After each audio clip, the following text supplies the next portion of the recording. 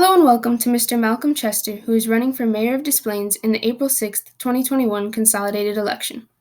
Thank you for participating in this candidate interview. I will be asking a variety of questions which were developed in a collaboration between the Maine West Westerner student newspaper and Pi Sigma Pi Social Science Honor Society. You will have 2 minutes to share your answer to each one. When the 2 minutes have passed, I ask that you only take a few seconds to finish your thought so that we may move to the next question. All right. Let's start now with question 1. We would like to know, if you had 2 minutes to address the people of Des Plaines, what would you say? Well, in this instance, COVID-related problems really are at the center of where we are right now in Des Plaines. It's disrupted here and other places as well how we do business, our own attitude towards things, and everything else that we do. So the first thing that we need to do is to think about, okay, we're in the middle of a crisis. There is a definable end at some point here in the future. And what we have to do is figure out how we progress from where we are now, where we're getting vaccines, to a place where we're starting to return to normality. So that it's very, very much in that context. As a mayor, we have a situation where a number of small businesses have already closed. We have other ones who are close to closing. We had a national policy that wasn't very coherent, and then we had a state policy based on prescriptions from the governor that weren't enacted into law, but which were emergency declarations. And we're pretty much left up to local governments to solve. What the problem that we ran into is that a lot of local governments differed in how they would enforce these rules. We had lack of coordination even on the local level. We had it in the national and everything else. So what we have to do now is figure out how we get all these different pieces back together, how we restore our businesses, and get back to the business of running the city. We have a strategic planning process in Des Plaines, and we call it the 4 pillars. And we need to get back to those 4 pillars and also to find a way to restore our businesses and even try to get some businesses closed and start again. Those 4 pillars are define and establish BP as a friendly, dynamic, and smart place. Facilitate creation and build an environment that reflects our character, tracks the marketplace that will capitalize our city's assets and opportunities, enhance our infrastructure systems, and maximize our transportation aspects. Maintain focus and stability, lead and serve, create optimal conditions for flourishing community. Thank you. Thank you for your reply. We will now turn to our second question. Again, you'll have 2 minutes to provide your answer. Our second question is, how do you plan on managing the spread of COVID-19 in our community? What are your priorities? Well, once again, I think that harkens back to my earlier answer, and that is that we have poor coordination situation. Local governments are very restricted in what they can do, but we have a role to play.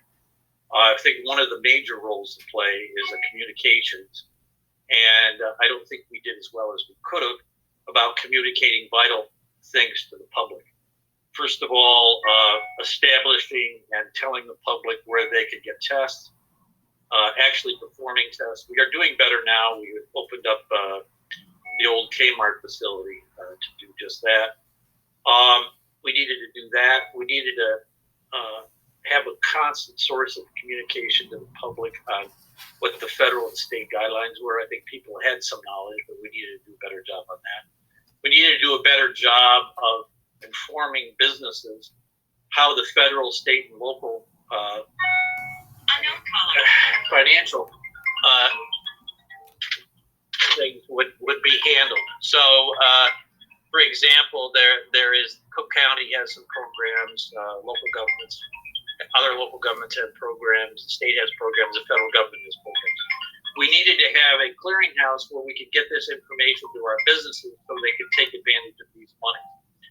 We are not in a position in Des Plaines, particularly since we lost $10 million in projected revenues, to do it ourselves in terms of money provided to these businesses. But we are going to adopt Monday a program to allow $2,000 to each business trying to reopen again. So it's very, very important for us to be at the center of information, to do what we can locally to restore our businesses, to provide resources for people who are looking for testing and actual inoculations. These are all things that we did do something, but there's probably more we could have done. So, okay. Thank you for your reply. Please take the next 2 minutes to respond to our third question. For the third question, we'd like you to tell voters, how do you plan to improve infrastructure, keeping in mind issues such as flooding, rundown areas, sustainability, and climate change? Well, this is the nuts and bolts of running a municipal government, and it's very important to me. First of all, one of my first 6 years, our two main projects were the hooking up to the Northwest Water Commission, and now we have over 2/3 of our water coming from there. This water is less expensive than the Chicago water that we had been receiving, and that's very important for water rates, which are a regressive form of it's not taxation, but usage charge that can be difficult for some of our residents to pay. So that was one, and of course the other one was the River Road expansion. There we redid the sewer systems, the water systems, raised the bed of the road itself higher so that when the river flooded, it would be stopped by the height of the road itself. We did all those things, and those were giant projects that took a lot of time and effort. One of our next big projects, and there are a lot of them, but is the tip for what we call the Oakton Corridor. And the Oakton Corridor is an important commercial corridor in Des Plaines. And what we're going to do now is we're going to look at that and try to make it more attractive, see if we can attract different kinds of businesses and fill up the businesses that are empty there. Our big focus to do all this is the train station at Oakton, obviously, and where the shopping center is, where Butera is. We've already applied to Metro for that station, gotten a favorable response. As of so many other things, it's been delayed by the COVID crisis. But as a part of that TIP program, we'll be able to get extra revenues in that system, upgrade the facilities there, attract more businesses, and make it more attractive. And that will be very important to the city on an ongoing basis.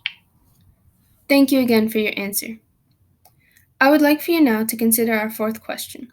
The fourth question is, what is something you want to see added or changed in the downtown area in order to provide recreational activities and promote local businesses?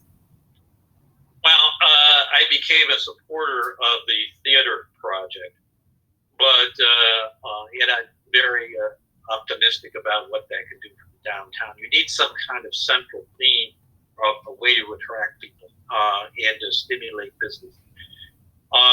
Some of the original plans on the theater included taking the 4 or 5 stores next to it and actually making them part of the development. We're doing a little of that. We've talked about some of the nearby buildings and getting into them. But there's a nice old bank there that could be made into a nightclub type bar. There's a lot of opportunity there. So that will be our focal point. We'll probably late spring is when we're going to see that open up. Second really big thing is Metropolitan Square, which is our primary downtown focal point now. We've had a lot of difficulties with Metropolitan Square. One of the problems there has been excessive rents. The corporation that controls the space there has charged very high rents. I had a friend who was an exceptional Italian chef who's owned 4 restaurants. I tried to get him to look at the Leonas that used to be there, and the rent was so high. He said, I can't run a business for that kind of rent. So we obviously need to go in there and talk to some of these people and say, what our objectives are for revitalizing Metropolitan Square, and see if we can get the corporation to find a way that they can charge a lease type of arrangement where we can attract those businesses back there. And obviously the theater will help with that as well. So we need to revitalize that whole area. So that's for downtown. Those are the major things. Also, we've authorized several new high-rise rental units. That's a different concept. Yeah. All right, next. Thank you for your explanation. For our fifth question, we'd like to know, if elected, how do you plan to build an equitable relationship with the community and the schools in our city while making your presence known? Well, the mayor's job is probably best summed up with the word show up. A mayor has a lot of ceremonial functions. That means he needs to be at all the different charitable community groups. He needs to be at school functions. He needs to be present and visible. And we haven't had that in the last 4 years or 8 years to any great extent. We've had some of it, but not enough. And I think that's one thing that could be done. First of all, you've got to show up. Second of all, I think the city has to work harder to liaison with the schools in the community. We have commissions. We have the youth commission, which is active, other commissions. We need to revitalize those, focus those, make sure that we've got an interplay between the schools and what they're doing and what we're doing. And I think there's a lot of opportunity there. There has been some cross-fertilization over the last few years, but we could do more.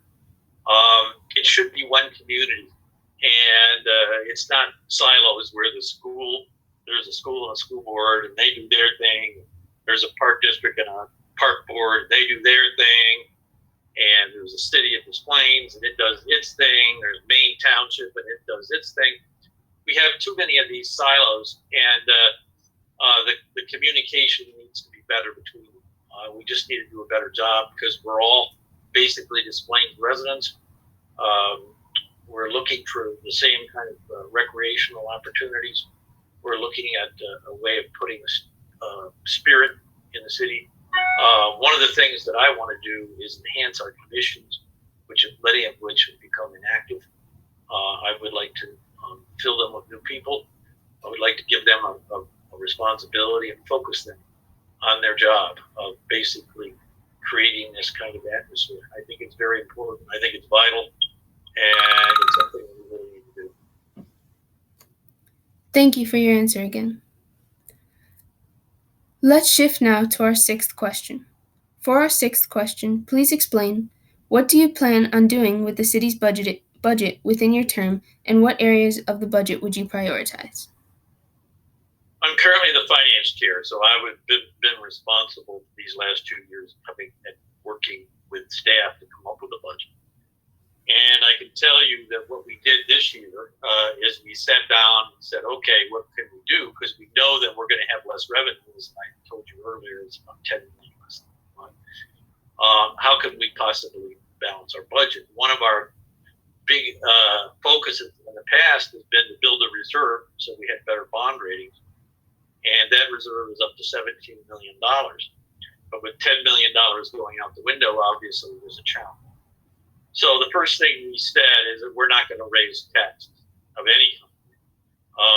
And of course, most of all, we're not going to raise property taxes. So what could we do to fill those financial holes? And we came up with the idea of early retirement. About 28 people have taken that.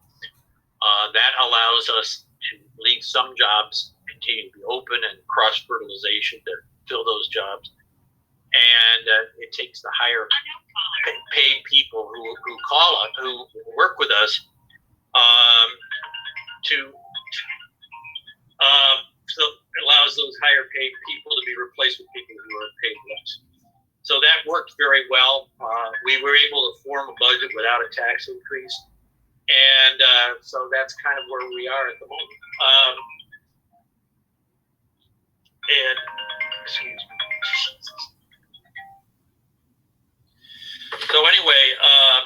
that's kind of been our plan. It's working. The first quarter, we'll have all our state reimbursements. A lot of the taxes that are collected by the state and reimbursed to the city. So we have a very firm grip on what kind of money we still have available and what our challenges are. We'll continue to look at the early retirement. The other thing that we did is we deferred a lot of our capital projects so that a lot of the money that we would have spent had not been spent. Thank you for your reply. For our seventh question, we'd like to know, how do you plan to expand and promote education in Des Plaines, particularly education about our city's history and culture?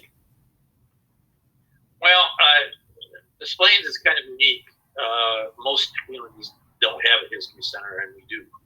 We're one of the oldest communities in northwestern and northern Illinois, having been established in 1835 with a mill on the Des Plaines River.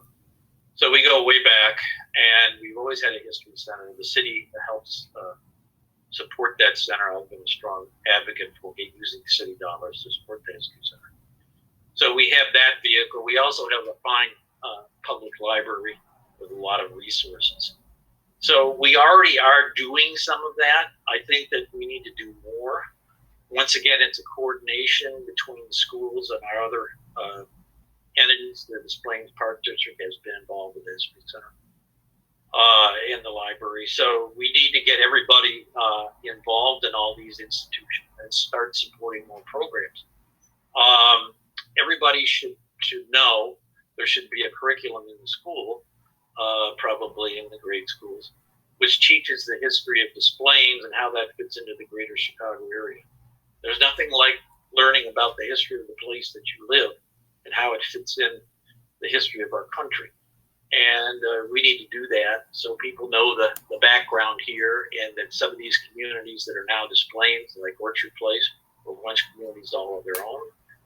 That's the place where the tollway came through and obliterated the city, but that particular town. But some of the remnants are still there, old housing. There's so much to learn about our city, its connection to the airport, the military when they had a facility at O'Hare Airport. There are just so many different pieces of that history, and I think it's important that people know that history. And we can do that through curriculum, through programs, through more stuff at the History Center where we feature different events as we do now. I think that's the kind of direction I'm taking. Thank you for sharing your thoughts. Let's move to our next question. As always, you'll have 2 minutes to share your answer. For our eighth question, how will you use your platform as mayor to promote equity?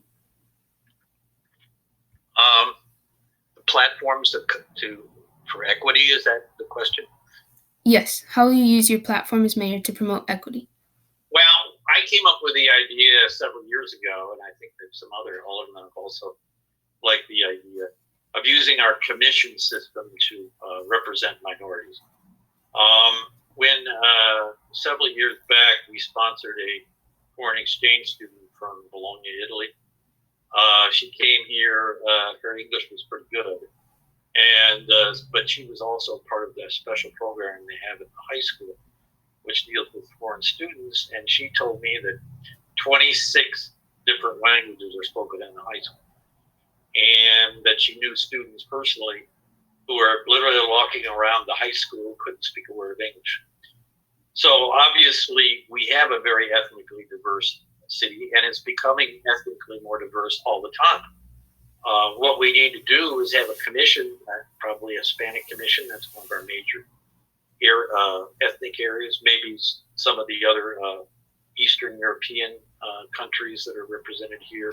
There are a number of people here from India. Maybe we put them all together in one commission. Maybe we can create 2 or 3 commissions. But rather than us coming up with programs and saying, okay, here are some programs, seek advice from these people. What does your community need? What does it feel it's lacking from the city? What can we do to make it better so you feel more integrated into this?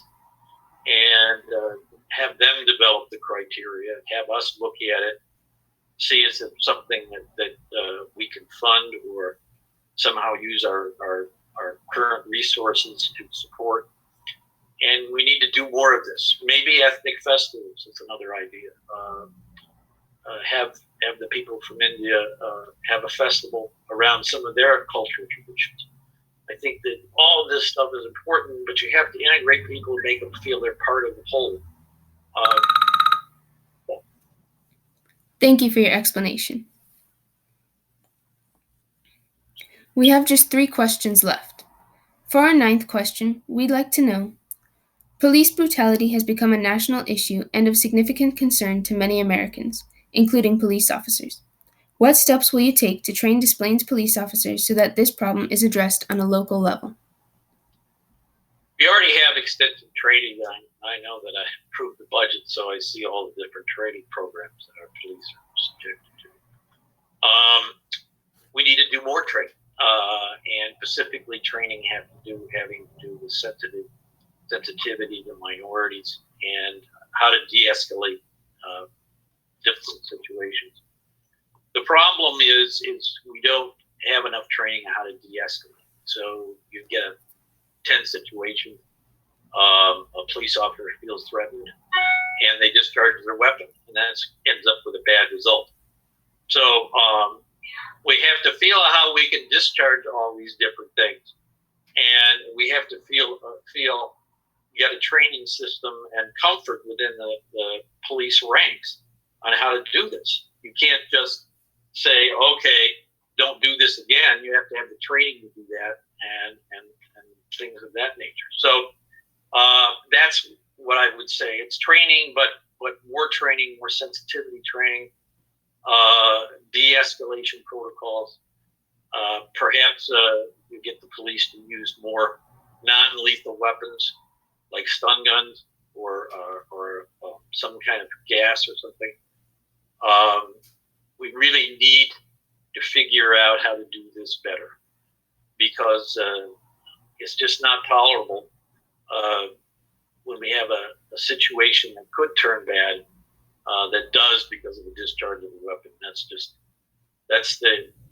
something that should only happen in the most extreme of circumstances, and unfortunately, it's happened in circumstances that are not extreme enough. So those are some of the challenges for the police department. We have a good police department. It does a good job. But it's part of a culture of the police departments across the country where for too long, we've gone to the gun option. It needs to change. Thank you for sharing those thoughts. We will turn now to our next question of the day. Please share with voters your opinion in response to our 10th question. Let's say you get elected. When your term is up, how do you envision you will have helped better Des Plaines? Well, I think the first thing is I will evaluate how I did on the recovery of our businesses and how we restored us back to 2019 when we were just doing great. We had a lot of money coming in, a lot of businesses starting. We need to get back to that place, and we need to do whatever programs and focus we can working with the Chamber of Commerce or anybody else that is out there to get to that place. I'm calling it now the 5th pillar of our strategic plan, because basically that's something that we need to focus on. Everybody who works for the city is going to need to have that focus. Then I think that I'm going to evaluate myself based on the 4 pillars, how we continue to push for those pillars and how we continue to do the things that we do, and that's the community character, reimagined growth, infrastructure, mobility, and municipal excellence. I'll continue to push those. It's our strategic plan. We'll make sure that everybody's aware of the plan, and we'll continue to focus our attention on how we achieve that plan. So I think that I will evaluate myself based on how we have done that. I think that the ethnic diversity is another thing that's important. We just talked about that. Our ability to integrate those people into the life of Des Plaines is very important. I hope that candidates of different ethnicities, different color, different cultures will run for elective office and get elected. and be actually represented as a part of our government. I think that's very important, and I hope that we can do some of that. And so they're starting to make some of the decisions for themselves. So I think these are all things that I'll measure my success with. And probably finally is the spirit of Des Plaines. How people feel about it. That those are some of the things that I think. Thank you again for your answer. For our last question, is there anything else you would like voters to know? Well, it's interesting because I've had a diverse background. I'm a lawyer. I was a corporate vice president at Pepsi. I worked with disabled and challenged children. I have a master's degree in that, of course, law degree. I've been involved in I've worked with a Native American tribe, so I've had a lot of diverse background, skills, and experience.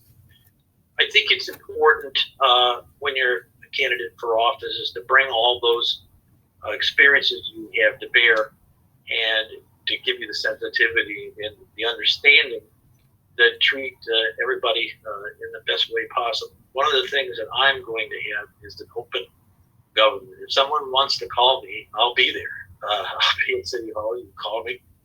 You can talk to me. I may turn over a specific project to an alderman if you want to get a pothole filled. But I'm happy to talk to you within the time frame that I have. But I think it's important that the mayor be open and accessible. And I intend to be that kind of mayor. And I intend to be a show-up mayor that's going to be there. If there's going to be a flood, I'm going to be there with my jacket on in the middle of the flood. And that's kind of the role of the mayor. To be a leader is mean you got to be there, show up, and show people that you care about what their problems are. It's not always easy. As an alderman, sometimes people ask me for things I can't provide them. But that doesn't mean I won't listen and try to think of some way I can help them. And as mayor, I'll be the same way, but for the whole city. Thank you. I think that would be some what I would do. Thank you. That concludes our interview questions. If voters would like more information about your platform or plans, what would be the best way to find out more details? Oh, about me? Yes. Malcolm Chester at Comcast.net. Also, I'm at malcolmformayor.net. You can see my website there. That's an evolving thing. I have a lot of newsletters that I send out. If anybody ever wants to receive one of my newsletters, they're welcome to it. It's gone mostly to the Chicken Board resident. So there's that. There's my telephone number that you can look up on the website. There's my personal number, 312-771-597. If you want to contact me, there's many ways to do so. I'm always here, willing to listen, talk, converse. I like public policy. That's something that's of interest to me. I like ideas. I like to listen to what people have to say. I think that one of the benefits of being a little older is you learn how to listen a little better. And I am definitely listening better than I did when I was younger. That's what I can tell you. Great. Thank you again for your participation in this interview and for your interest in serving our community. Thank you. Have a good day.